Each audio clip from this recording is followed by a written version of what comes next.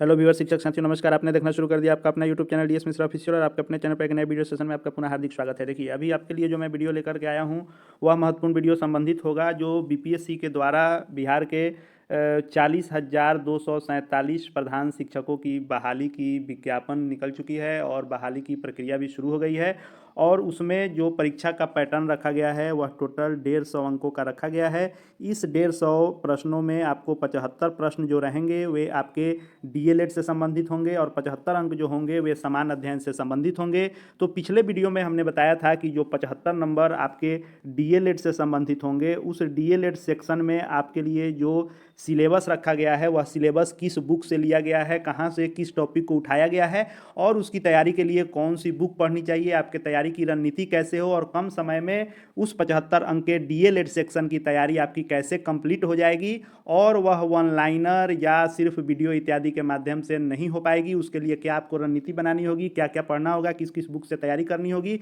इस सब पर विस्तृत मंथन वीडियो मैंने पूर्व में बनाया था। यदि अब तक आप उस 75 नंबर के डीएलएड सेक्शन के मंथन वीडियो को नहीं देखे हैं तो इस वीडियो के डिस्क्रिप्शन बॉक्स में जाएं, वहां पर लिंक दिया हुआ है, या फिर हमारे यूट्यूब चैनल के प्लेलिस्ट में प्रधान शिक्षक वाले सेक्शन में जाएं और वहां से उस वीडियो को निश्चित रूप से देख लें। आपको उससे बहुत बेनिफिट मिलेगा।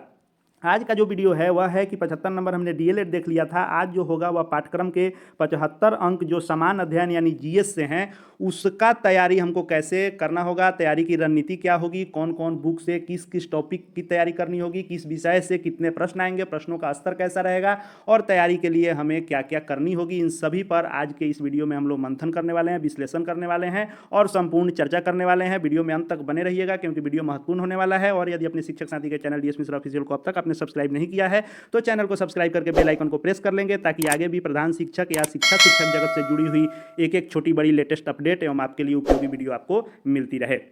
तो देखिए, सबसे पहले हम लोग बात कर लेते हैं कि जो 75 नंबर आपके समान अध्ययन का जो सिलेबस दिया गया है तो आपने देखा होगा कि इस बार के विज्ञापन में जो दिया गया है वह इसको दिया गया है, यानी 75 अंक के समान अध्ययन में समान विज्ञान, राष्ट्रीय एवं अंतर्राष्ट्रीय महत्व की समसामयिकी घटनाएं यानी करेंट अफेयर्स और भारतीय राष्ट्रीय आंदोलन, इसमें बिहार के योगदान और भूगोल और भारतीय राज्य व्यवस्था, साथ ही प्रारंभिक गणित और मानसिक क्षमता परीक्षण। आपको अब पीछे याद करने की ज़रूरत है कि 4/2022 के तहत जो विज्ञापन 2022 में प्रधान शिक्षक का आया था तो इस विज्ञापन के साथ ही इस सिलेबस को दिया गया था कि यह सिलेबस रहने वाला है। लेकिन परीक्षा होने से पहले इसमें संशोधन किया गया और इसको डिफाइन किया गया कि किस विषय से कितने प्रश्न होंगे और उसके बाद जो आपके लिए सिलेबस जारी किया गया था वह यह जारी किया गया था जो आपके सामने है। यह उस समय का लेटेस्ट इसके लिए सिलेबस था। हो सकता है कि इस बार भी आपको परीक्षा से पहले इसको जारी कर दिया जाए क्योंकि सब कुछ हूबहू पिछले की भांति ही दिया जा रहा है, लेकिन बहुत सारी चीज़ों को आप देखे होइएगा तो विज्ञापन में स्पष्ट नहीं है। उन पर हम लोग विशेष बात आज के वीडियो में नहीं करेंगे, लेकिन आपने देखा होगा कि बहुत सारी चीज़ें स्पष्ट नहीं है। वैसे ही सिलेबस में भी हो सकता है कि आगे इसको पुनः लाया जाए, जिसमें चर्चा की गई थी आपको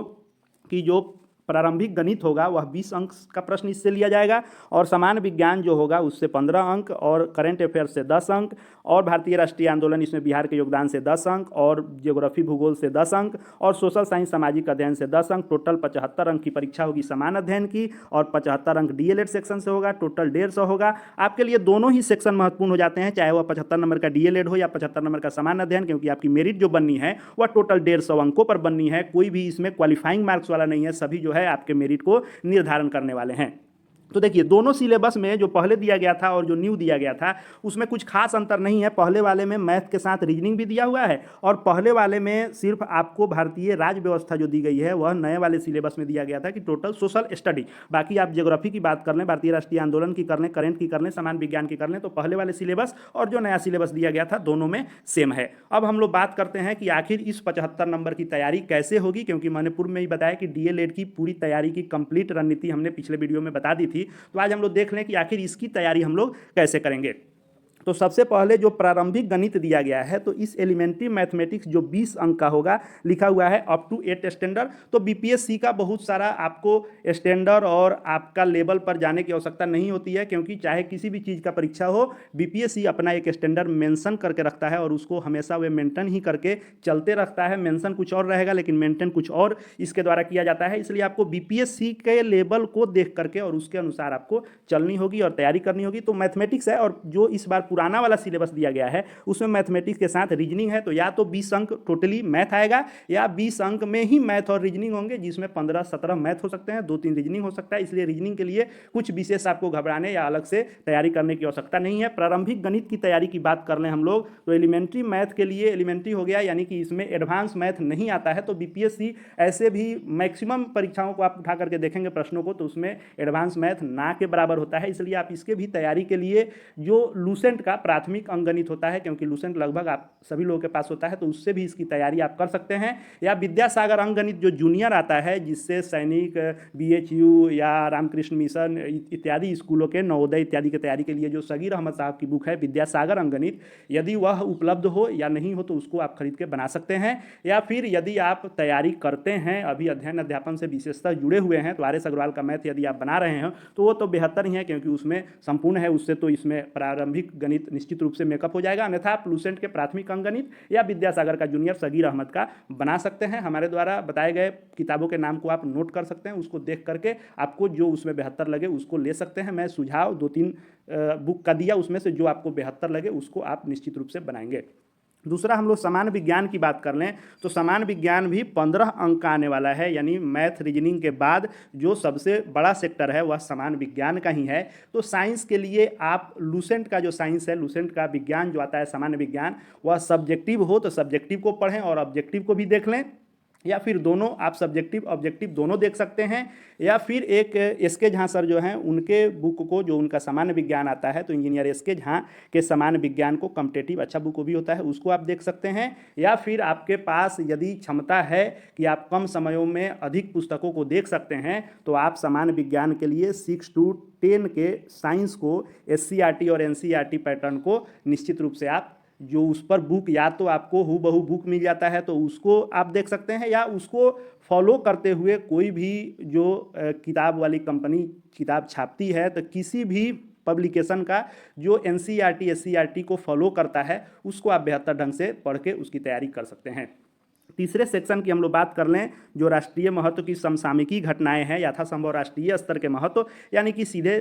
यदि शब्दों में इसको कहें तो करंट अफेयर्स के जो सवाल होंगे वो भी 10 अंक के होंगे। तो बीपीएससी का एक अपना रहता है कि वह मैक्सिमम 6 महीना पीछे तक जाता है, तो 6 माह पीछे तक, यानी आपको 1 साल का आप करंट अफेयर्स देख लेते हैं तो इससे प्रश्न बाहर नहीं जाएंगे। तो करंट अफेयर्स के लिए, चूंकि करंट अफेयर्स आपको नेशनल और बिहार बेस्ड अधिक रहते हैं, तो इसके लिए एडुटेरिया का जो आपको ईयरली बुक आता है, तो एडुटेरिया का वार्षिकांक हो या एसपीडी का हो या फिर घटना चक्र का हो, इन तीनों में से कोई एक आप ले करके पढ़ सकते हैं, या तीनों में से कोई आपके पास उपलब्ध है तो उसको पढ़ सकते हैं। क्योंकि एडुटेरिया, एसपीडी, घटना चक्र ये बिहार के संदर्भ में चूंकि पुस्तकों को छापते हैं, तो करंट अफेयर्स भी बिहार का इसमें अच्छा खासा आपको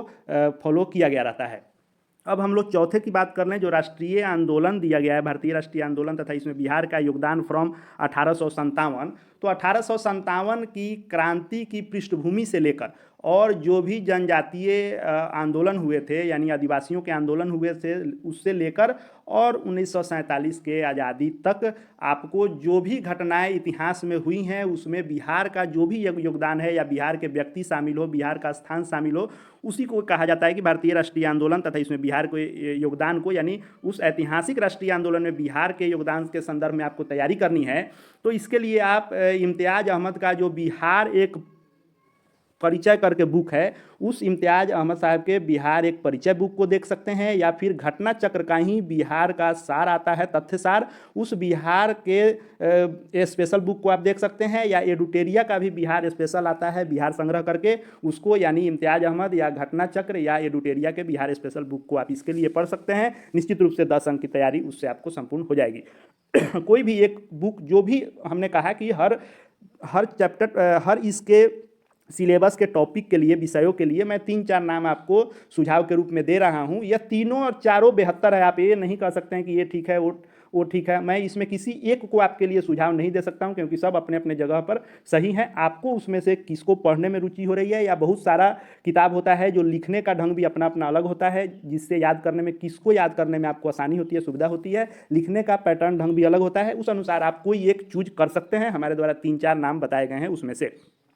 अब चूंकि बीपीएससी ज्योग्राफी भूगोल को भी एक अलग विषय बनाता है और अप टू 10th स्टैंडर्ड कहता है, इसमें आपको विश्व का भूगोल बहुत कम रहता है, राष्ट्रीय स्तर का भूगोल अधिक रहता है। इसके लिए आप या तो 6 to 10 एनसीईआरटी एससीईआरटी के भूगोल को निश्चित रूप से यदि पढ़ जाते हैं तो इससे आपको इसका सिलेबस आपके पास पकड़ हो जाएगा। और एससीईआरटी करने का सेंस इसलिए होता है कि एनसीईआरटी को ही फॉलो एससीईआरटी करता है, लेकिन एससीईआरटी का बुक जो अपने बिहार बोर्ड का बुक है उसमें बिहार स्पेशल चैप्टर शामिल किए जाते हैं और परीक्षाओं में भी बिहार स्पेशल पूछे जाते हैं। इसलिए हमने कहा कि एससीईआरटी को जो आपका बुक है 6 to 10 का, उसको यदि आप पढ़ लेते हैं तो ज्योग्राफी 10 अंक की तैयारी हो जाएगी। या फिर आप महेश कुमार बर्नवाल जी का जो आपको ज्योग्राफी आता है वो भी एनसीईआरटी पैटर्न को फॉलो करके छापा गया रहता है, तो महेश कुमार बर्नवाल का जो भूगोल स्पेशल है उसको भी छापने लिखने का ढंग बहुत ही सुंदर होता है, जो पढ़ने में रुचिकर होता है उसको आप देख सकते हैं। या फिर लूसेंट का जो समान ज्ञान है जो लगभग सभी लोगों के पास उपलब्ध रहता है, तो उस लूसेंट के समान ज्ञान में से ज्योग्राफी चैप्टर को आप देख लेंगे तो वह आपका वहाँ से पूरा हो जाएगा। अब हम लोग बात कर लेते हैं जो सोशल साइंस दिया हुआ है, तो एक सिलेबस में सिर्फ राज्य व्यवस्था कहता है और सामाजिक अध्ययन का मतलब हो जाएगा कि भूगोल तो जब अलग चैप्टर हो गया तो इसके अंतर्गत इतिहास हो जाएगा, भारतीय राज्य व्यवस्था हो जाएगा, भारतीय अर्थव्यवस्था हो जाएगी, तो आप इसमें उसको देखना होगा आपको। और यदि सिर्फ राज्य व्यवस्था जो इस बार वाले सिलेबस में लिखा गया है तो सिर्फ यदि राज्य व्यवस्था इन सिलेबस में रहता है, यह वाला यदि नहीं फिर इस बार आपके लिए लाया जाता है, तो उसके लिए आप लूसेंट का जो राज्य व्यवस्था है चैप्टर उस अध्याय को आप पढ़ लेंगे तो उससे तैयारी हो जाएगी। लेकिन आप सामाजिक अध्ययन पूरा का तैयारी करके चलेंगे क्योंकि यह बाद में लाया गया था, पुनः लाया जाएगा ऐसी पूरी संभावना है। तो उसके लिए आप लूसेंट का जो सामान्य ज्ञान आता है तो सामान्य ज्ञान के 8 विषयों को यानी उसके इतिहास, भूगोल, भारतीय राज्य व्यवस्था यानी पॉलिटिकल साइंस और आपको इकोनॉमिक्स उसका आपको पढ़ जाना है, सब्जेक्टिव ऑब्जेक्टिव। या यदि किरण पब्लिकेशन का आप सामान्य ज्ञान पढ़ लेते हैं वो भी कॉम्पिटिटिव बहुत ही अच्छा उसका आपको जो मटेरियल है उसमें बहुत सुंदर आपको मिलेगा। और साथ ही साथ हमने कहा कि सभी के लिए जो मैं बताता हूँ कि 6 to 10 एनसीईआरटी एससीईआरटी का बुक आप पढ़ जाते हैं तो उससे मेकअप हो ही जाता है। तो आर्ट्स विषय का जो भी बुक है 6 to 10 उसका पढ़ जाते हैं तो सामाजिक विज्ञान आपका इसमें ले लिया जाएगा। अब हम लोग बात कर लेंगे कि जो अभी आपके लिए यह लाया गया है वह बाद में लाया गया था लेकिन इस बार अभी यह लाया गया है, तो इसमें उपयुक्त विषयों का जो विवरण दिया गया है कि कैसे प्रश्न किधर से पूछे जाएंगे। तो हालांकि यह जितना शॉर्ट दिख रहा है आपको मात्र 3-4-5 बिंदु में लिख दिया गया है कि कहाँ से प्रश्न उठाए जाएंगे, ऐसा आमतौर पर होता नहीं है क्योंकि बीपीएससी अपना सिलेबस बहुत बड़ा रखता है। और चाहे आप देखे होइएगा जो भी इसका परीक्षा लिया गया है सबका पैटर्न एक जैसा होता है। आप उदाहरण के तौर पर पिछला हेडमास्टर का परीक्षा का उदाहरण ले सकते हैं कि जहां 6421 रिक्ति थी और मात्र 15000 अभ्यर्थी थे, फिर भी बीपीएससी ने अपना जो उसका एक स्टैंडर्ड है उसको बनाए रखा और क्वेश्चन का स्टैंडर्ड इतना हार्ड रखा गया कि मात्र 421 आदमी 420 आदमी ही उसमें क्वालिफाई किए, जिसमें 369 लोग योगदान किए थे, बाकी रिक्ति खाली है जिस पर अभी बहाली निकली हुई है। तो अब इन चीज़ों के लिए कि आखिर परीक्षा में प्रश्नों का स्तर क्या होगा, कैसे हम तैयारी करें कि किस स्तर का आएगा, उसके लिए मेरा सुझाव होगा कि आप बीपीएससी के द्वारा जो ट्री एग्जाम हुआ है यानी टीचर रिक्रूटमेंट एग्जामिनेशन जो बीपीएससी ट्री 1 हुई है या ट्री 2 हुआ है, तो ट्री 1 और ट्री 2 इन दोनों के प्रश्नों को, चाहे वह 1 to 5 के प्रश्न हो, 6 to 8 का प्रश्न हो, 9-10 हो, किसी भी संवर्ग का प्रश्न हो, उसका जो भाग 2 है यानी भाग 1 उसमें क्वालिफाइंग रखा गया था आपको हिंदी इंग्लिश का, भाग 2 जो रखा गया था वह समान अध्ययन का रखा गया था जो सबके लिए था। तो यह जो 40 नंबर का बीपीएससी ट्री के परीक्षा में जो 40 अंक का आपको समान अध्ययन रखा गया था जो सभी के लिए रखा गया था, बाकी अपना विषय वाइज अलग था, लेकिन भाग 2 का जो था आप सभी संवर्ग के भाग 2 के प्रश्नों को देख लेंगे तो आपको निश्चित रूप से अंदाजा हो जाएगा कि प्रधान शिक्षक यानी हेड टीचर की परीक्षा में जो 75 अंक के समान अध्ययन के प्रश्न आएंगे उसका सिलेबस निश्चित रूप से आप इसको जब देखिएगा, इसकी परीक्षा होगी तो जो 40 अंक का समान अध्ययन आपके बीपीएससी ट्री के परीक्षा में 40 अंक समान अध्ययन, मैं बार बार इस पर जोर दे रहा हूं कि 40 अंक समान अध्ययन जो सभी संवर्ग में पूछे गए थे उन्हीं प्रश्नों का लेवल आपको पूछा जाएगा, वहीं पैटर्न वहीं स्तर रहेगा और उसी टाइप से आपके सामने प्रश्न देखने को मिलेंगे। इसलिए आप बीपीएससी ट्री 1 ट्री 2 के भाग 2 के 40 अंक समान अध्ययन के प्रश्नों को निश्चित रूप से पहले देख लें, तैयारी करने से पहले, तब आप उसको अपना बेस बनाकर तैयारी करें कि इस स्तर का हमको परीक्षा देना है। दूसरा आपको मैं सुझाव देना चाहूँगा कि जो आपको घटना चक्र यानी समसामयिकी घटना चक्र का जो प्रीवियस ईयर बुक है, जिसको बीपीएससी पूर्व अवलोकन के नाम से यह छापता है, तो बीपीएससी के पूर्व अवलोकन पुस्तक जो है घटना चक्र का, इसमें वह क्या किया हुआ है कि लगभग 1991-92 से लेकर 2022 तक के बीपीएससी के द्वारा हर परीक्षाओं में 22-23 तक, अगर न्यू वाला आया होगा तो 23 तक भी उसमें आया होगा, सभी प्रश्नों को दिया रहता है।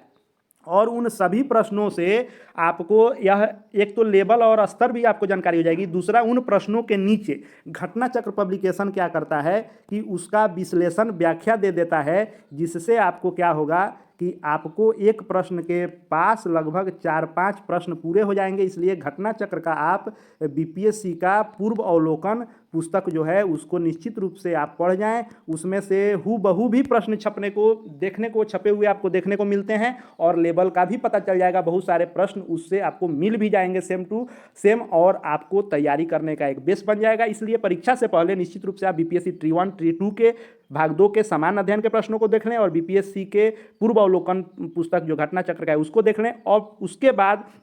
इन बताए गए विषयों के लिए मैंने जो पुस्तकों के नाम आपको सजेस्ट किए हैं, उसमें से कोई एक जो आपको भी अच्छा लग रहा हो, उससे आप निश्चित रूप से तैयारी कर सकते हैं। या फिर आप बहुत सारे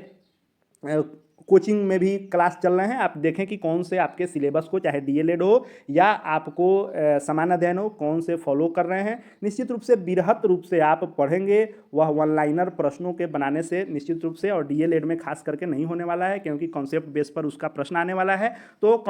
उसमें आपको कॉन्सेप्ट बेस पर आने वाले प्रश्नों के लिए बृहत आपको किताबों से तैयारी करनी ही होगी। और हमारी भी कोशिश है कि डीएलएड 75 अंक या फिर 75 अंक समान अध्ययन से संबंधित आपके लिए तैयारी के लिए वीडियो, तैयारी से संबंधित आपके लिए वीडियो मैं बनाने की कोशिश कर रहा हूं और वह वीडियो बहुत जल्द आपको देखने को मिलेंगे। पिछले सक्षमता परीक्षा में समान अध्ययन का मैंने मात्र एक वीडियो व्यस्तता के कारण मैंने बनाया था, आप उसको देखेंगे और हर शिफ्ट के प्रश्नों में से आप मिलाएंगे आंसर की आने के बाद, तो लगभग जो भी मैंने प्रश्न बताए थे लगभग 100% प्रश्न जो है उसके लड़े हुए हैं। इसलिए कोशिश है कि वैसे ही आपके लिए आगे वीडियो मैं लेकर के आऊँ और आगे भी प्रधान शिक्षक